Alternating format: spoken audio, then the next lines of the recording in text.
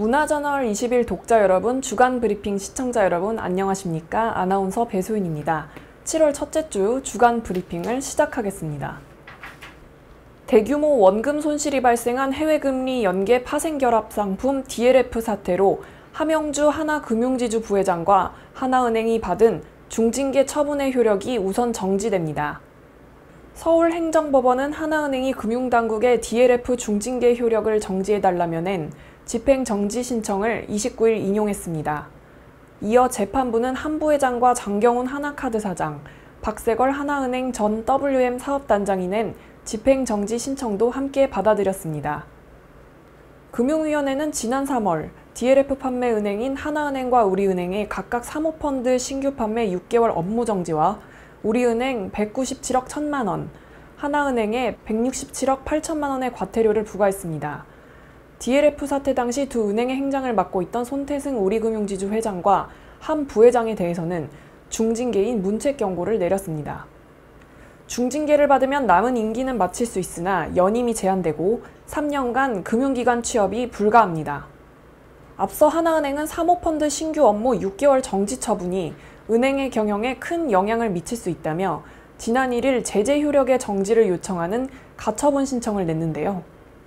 한 부회장 등 임원진도 개인 자격으로 가처분 신청을 제기했습니다. 한 부회장의 가처분 신청 인용은 어느 정도 예상돼 왔는데요. 손 회장이 지난 3월 같은 내용으로 낸 가처분 신청이 받아들여진 전례가 있기 때문입니다. 이스타항공 창업주인 이상직 의원과 가족들이 이스타홀딩스를 통해 소유하고 있는 이스타항공의 지분 모두를 회사에 헌납하겠다고 밝혔습니다. 이 의원 측은 경영부실로 인한 직원 임금 체불 문제 등에 책임을 지겠다는 것처럼 입장을 밝혔지만 구체적인 방안은 제시하지 않았으며 이스타항공의 불투명한 자금 조달에 대한 의혹도 해명하지 못했습니다. 이 때문에 일각에서는 대주주인 이 의원이 M&A 과정에서 책임을 회피하고 발을 빼려는 것 아니냐는 지적이 나오고 있습니다. 지난달 29일 이 의원은 가족이 보유하고 있는 이스타홀딩스의 주식을 이스타항공 측에 모두 헌납하기로 결정했다고 밝혔는데요. 이스타홀딩스가 보유한 이스타항공 지분 38.6%인 약 410억 원을 이스타항공에 넘기겠다는 겁니다. 현재 이스타항공은 완전 자본 잠식 상태이기 때문에 제주항공의 인수합병이 성사되지 않으면 이상직 의원 일가가 포기한 지분은 별 가치가 없는 상태인데도 이 의원은 범민과 고민 끝에 내린 결단, 가족 희생에 따른 헌납이라는 점만 강조했습니다. 이스타항공 최종구 대표이사의 반응도 논란이 되고 있습니다. 최 대표는 이스타항공이 어려운 상황에서 어떤 노력을 하겠다는 내용보다는 제주항공의 책임, 정부의 투자 촉구만 했을 뿐입니다. 최 대표는 매각 차익으로 체불 임금을 해결하는데 우선 쓰도록 할 것이라 설명을 했지만 선결 문제는 매각 차익이 아니라 제주항공과 이스타항공의 인수합병인데요. 최 대표가 현재 주장하고 있는 모든 것은 제주항공과의 인수합병이 성사됐을 때 성립하는 얘기입니다. 이스타항공 임금 체불 등으로 인수 자체를 고민하고 있는 제주항공 입장에서는 일방적 의사결정으로 비춰질 수 있기에 이상직 의원의 지분 헌납은 M&A를 위태롭게 할 수도 있습니다. 이 의원 의가의 이스타항공 주식 취득 과정도 문제가 되고 있는데요. 이스타항공 측은 이스타항공 주식 취득 과정과 절차는 적법했고 관련 세금도 정상적으로 납부했다고 해명했습니다. 이어 매각이 성사돼도 이상직 의원 일가가 가져갈 차익이 거의 없는 사실상의 마이너스 딜이라 밝혔습니다.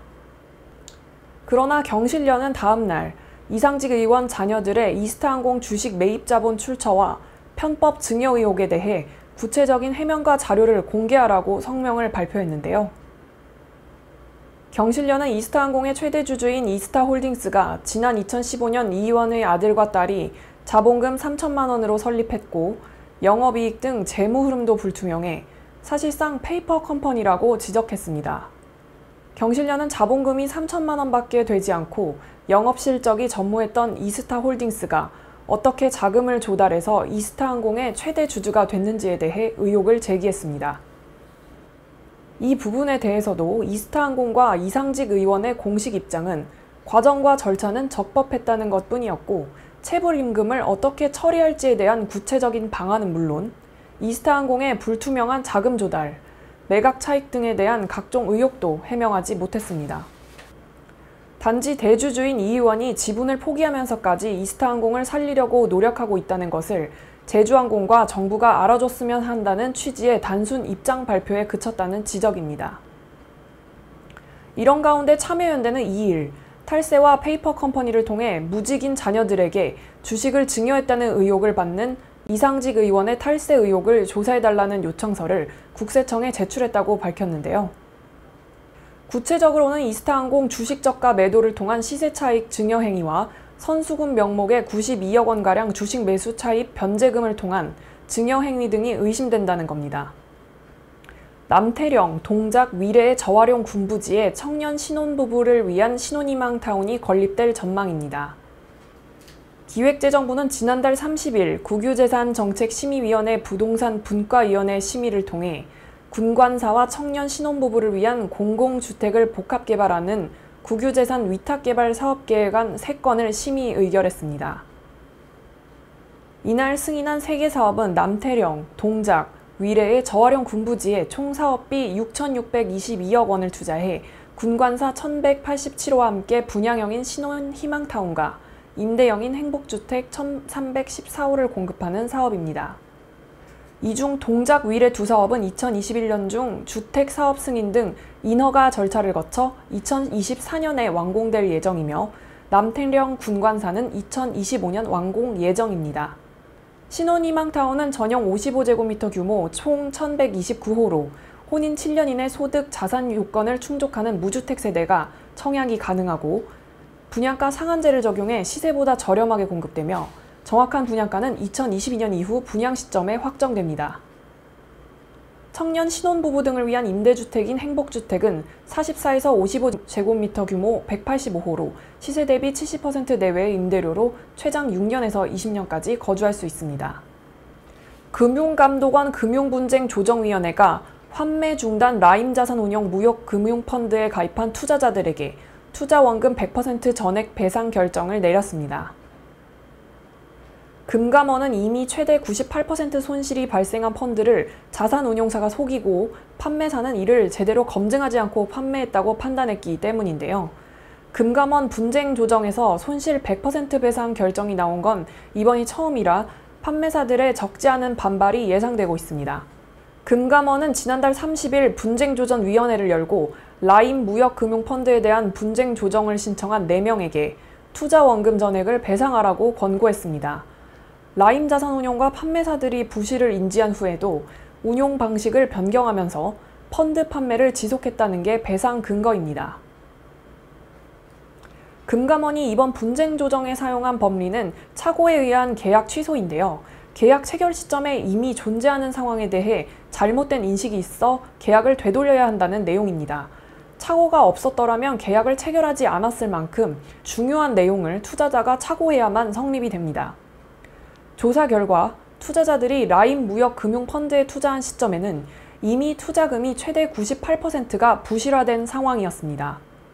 금감원은 계약 체결 시점에 이미 펀드 투자 원금의 최대 98%에 달하는 손실이 발생한 상황에서 운용사는 투자 제한서 수익률 및 투자 위험 등 핵심 정보들을 허위 부실 기재했다며 판매사인 우리은행, 신한금융투자, 하나은행, 미래에셋대우, 신영증권은 라임이 작성한 허위 기재된 투자 제안서 내용을 제대로 된 검증 없이 투자자에게 그대로 설명해 투자자의 착오를 유발했다고 설명했습니다. 금감원은 판매자의 허위 투자 정보 설명, 투자자 성향 임의 기재, 손실 보전 각서 작성 등으로 합리적인 투자 판단의 기회가 박탈됐다고 보고 투자자에게 중과실이 있다고 보기는 어렵다고 판단한 겁니다. 사기가 아니라 착오에 의한 계약 취소로 권고한 것은 라임 운용 사태와 관련해 법원의 결론이 아직 나오지 않았기 때문인 것으로 풀이됩니다. 다만 분쟁 조정은 강제성이 없고 판매사와 투자자 모두 받아들여야 성립되는데요. 100% 손실배상에 대해 투자자가 반대할 일은 없겠지만 판매사들은 라임 해소가 타격을 입었기 때문에 크게 반발할 것으로 예상됩니다. 판매사는 20일 내에 분쟁 조정안을 수락할지 여부에 대해 금감원에 알려야 합니다. 정부가 집값을 안정시키기 위해 지난 3년간 부동산 정책을 계속해서 쏟아내고 있는데도 집값을 못 잡는 이유에 대해 경실련은 다주택 고위공직자들 때문이라고 밝혔습니다. 이들이 다주택을 보유하고 있는 이상 확실하게 집값을 잡는다는 의지가 없다는 것입니다. 경실련은 2일 오전 기자회견을 열고 서울시의회 의원 110명 중 31%가 다주택자이며 부동산 부자의원 상당수가 부동산 관련 상임위에서 활동 중이라고 조사 결과를 발표했습니다.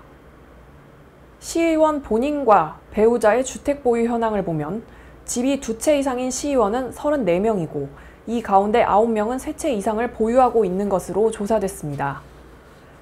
경실련이 조사한 주택에는 아파트, 오피스텔, 단독주택, 연립주택, 복합건물 등이 포함됐습니다. 경실련의 조사에 따르면 서울시의회 의원 중 최다 주택 보유자는 더불어민주당 강대호 의원입니다. 강 의원은 본인과 배우자의 명의로 서울시 중랑구와 경기도 가평군에 다세대 주택 21채와 연립주택 9채를 보유해 총 30채를 갖고 있는 것으로 나타났습니다. 이어 보유주택 재산가액이 가장 높은 이정인 의원은 신고액만 47억이며 보유주택 수는 24채, 성음대 민주당 의원 11채, 이석주 미래통합당 시의원 11채 등 다주택자 상위 5명이 총 81채의 주택을 갖고 있었습니다. 3채 이상 다주택 시의원 9명은 총 94채를 보유하고 있는 것으로 조사됐는데요. 경실련은 서울시의원 부동산 재산 상위 10명은 평균 52억 8천만 원의 부동산을 보유하고 있다고 밝혔습니다. 미래통합당 성준기 시의원이 건물과 토지 등으로 98억 1천만 원을 신고해 서울시 의원 가운데 부동산 재산이 가장 많았습니다. 성 의원은 본인과 배우자 명의로 서울 강남구 신사동 아파트 한 채와 방배동 등지의 여러 토지를 보유한 것으로 드러났습니다. 뒤이어 민주당 최영주 시의원 69억 6천만 원, 이정인 시의원 58억 2천만 원, 미래통합당 김진수 시의원 58억, 더불어민주당 김경 시의원이 53억 9천만 원으로 나타났습니다. 경실련은 이들이 소유한 아파트, 오피스텔 부동산 신고가액은 시세의 62% 수준으로 조사돼 시세대로 신고한다면 재산은 더욱 증가할 것으로 보인다고 지적했습니다. 경실련 김원동 부동산 건설개혁본부 본부장은 다주택 의원 상위 9명 가운데 4명이 서울시 부동산 건설 도시개발 업무를 관리하는 위원회에서 활동하고 있다며 이들이 과연 무주택자 서민들을 위한 정책을 요구하고 집값 안정을 위한 정책 대안을 내놓을 수 있을지에 대한 강한 의구심이 든다고 강조했는데요. 김 본부장은 서울시 의원들이 서울 시민의 심부름꾼을 하기 위해 시의원이 된 건지 본인의 재산을 더 증식하기 위해 의원이 된 건지 의심스럽다며 부동산 임대업자를 해야 할 투기 세력들이 공직 자리를 얻어서 서민을 위해 무엇을 할 수 있겠는가라고 목소리를 높였습니다. 그러면서 정부가 지금이라도 부동산 투기 근절 의지가 있다면 다주택을 보유한 고위공직자들에게 주택 처분을 권고하고 도시주택 건설 등 부동산 정책 관련 상임위에 배정해서는 안 된다고 말했습니다. 시청자 여러분, 이번 한 주도 마스크 착용과 손 씻기 등 생활 속 거리 두기를 잘 실천하면서 건강하게 보내시기 바랍니다. 감사합니다.